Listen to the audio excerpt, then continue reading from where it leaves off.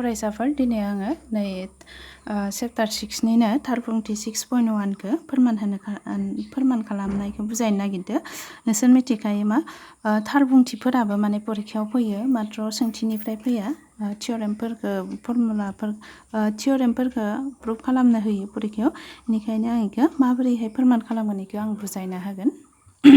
इयाव होनदों मा जुदि आखान्थिथामनि मोनसे आखान्थिनि लिग आद्रा मोननै आखान्थिखौ दानस'जासे बोनाय जायो अब्ला आद्रा मोननै आखान्थिफोरा एखे रुजुथायाव थायो। दा इनि सावगारिखौ माबोरै बोनांगो बेखौथ' नोंसोर बुजायबासो मिथिगोन नालाय। इयाव जुदि आखान्थिथामनि मोनसे आखान्थिनि जायखिजाया आखान्थिथाम होनदों नालाय इयाव नाम हमना दोनाखै आखान्थिथामनि नामा मा, ओंखायनो जोङो जायखिजाया मोनसे आखान्थिथाम बोनो हागोन। हमना लाबाय जोङो इ आखान्थिखौ जिहेतु इयाव नाम होना दोनाखै नालाय ABC हमना लाबाय। मोनसे आखान्थिनि लिग हमना ला BCनि लिगै जों बोनि लिग आखान्थिखौ बोरै बोयो नोंसोर मिथिखागौ क्लास 9 आव मोनखादो। DE लिग बोनाय जाबाय आरो इयो मा होनो आद्रा मोननै आखान्थिखौ दानस'जासे बोनाय जायो। आद्रा मोननै आखान्थि माने BCखौ जों लाबाय नालाय मा आखान्थि दंबावो AB आरो AC दंबावो। इखौ मा बिन्दोआव दानस'दो D बिन्दो आरो E बिन्दोआव दानस'दो होमबाथाय नैसोरनि रुजुथाया समान एखे रुजुथायाव थायोनो। होमबाथाय नै AB आ D आव दानस'जादो इनि रुजुथाय माने नैयाव खोन्दोनै जाबाय नालाय खोन्दोनैनि रुजुथाया मा जागोन AD बाय DB जागोन। आरो जोंहा E बिन्दोआव दानस'दो नालाय खोन्दोनै इनि रुजुथाया AE बाय EC जागोन। जोङो इखौ एखे रुजुथायाव थायो माने दिस इकुवेल टु दिस बेबायदि फोरमान खालामनो नांगौ। जोंनि फोरमान खालामनो गोनाङा इयो। दा जोङो मा खालामोमोन कुइसनाव जिखिनि थायो इखौ जों बोना लायो आरो जुदि नांगौ जायोबाथाय जों आरो बोदेरनानै लायो।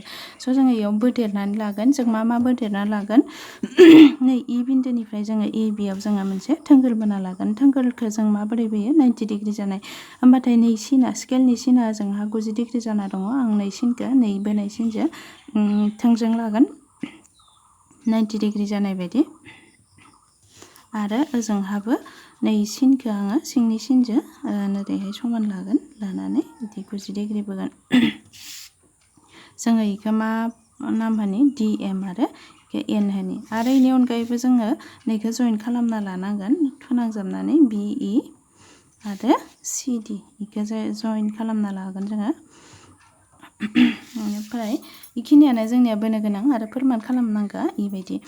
दा इयाव हमना लादो हमना लानायफोरखौथ' नोंसोर मिथिखायो नालाय आं सावगारिखौ इयावबो बोना लाबावदो।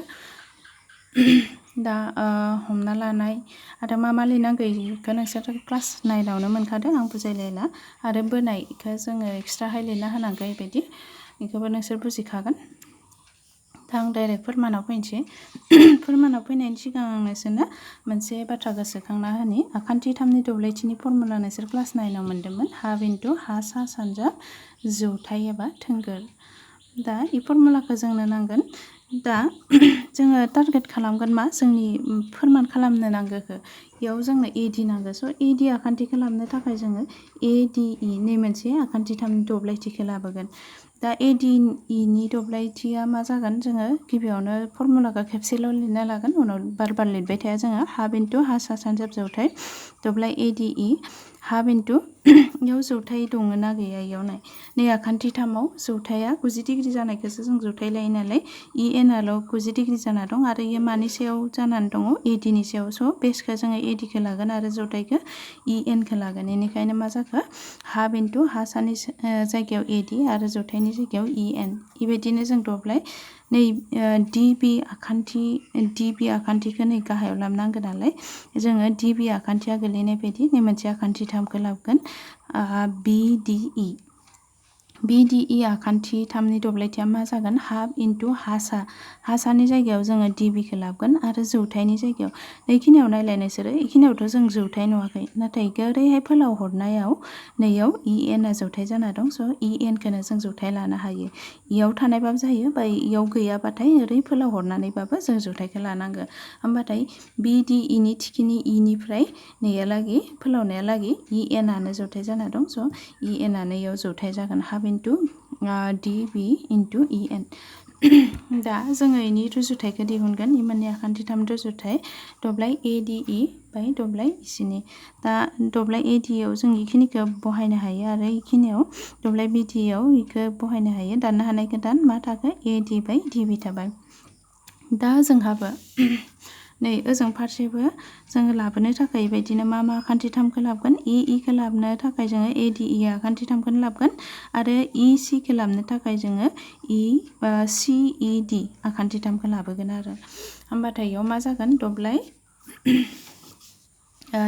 ADE इयो हाफ इन्टु ओजोंहा नायोबाथाय इनि सायाव थोंगोर जानानै दङ मायो DMआ इनिखायनो हासाया मायाव जानानै दङ AEआव स' ADEनि दब्लायथिया ओजोंहा लायोबाथाय जोङो ओजों नायोबाथाय हाफ इन्टु हासाया AE आरो जौथाया DM इखौ जों नुनो मोनो हाफ इन्टु आरो दब्लाय CED दहायनि बायदिनो CED दब्लायथिया मा जागोन हासाखौ जोङो ECखौ लाबोगोन आरो जौथायखौ जोङो इनि सायाव मा फोलावनायनि सायाव माय थोंगोर जानानै दं DMआ स' DMखौ लाबोगोन दा रुजुथायखौ जों डाइरेक्ट दिहुनखाबाय हाफ दानजायो DM दानजायो मा थाखो AE बाय EC खिन्थु जों क्लास 9आव मोनसे बाथ्रा मोन्दोंमोन मा जुदि मोननै आखान्थिथामा मोनसे एखे हासा आरो दोंनै लेख हांखोनि गेजेराव थायो होमबाथाय इसोरनि दब्लायथिया समान जायो बेनिखायनो